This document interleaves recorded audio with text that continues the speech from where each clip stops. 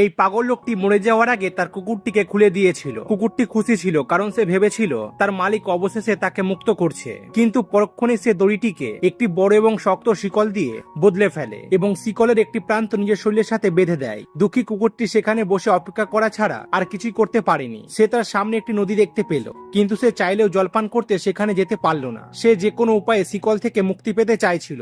অনেক চেষ্টার পর অবশেষে সে হাল ছেড়ে দেয়। সে মাটিতে শুয়ে পড়ে এবং নিজেকে ভাগ্যের হাতে ছেড়ে দেয়।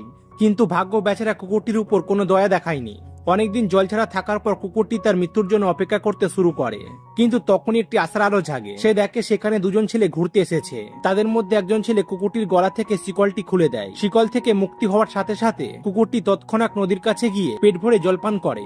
তারপর সে তার পুরনো মালিককে খুঁজতে বের হয়। একদিন সে জঙ্গল থেকে শহরের দিকে তাকায়, যা তার মধ্যে উৎসাহ আরো বাড়িয়ে দেয়। অবশেষে সে তার প্রথম মালিককে খুঁজে পায় এবং দুজনে মিলে খুবই খুশি হয়।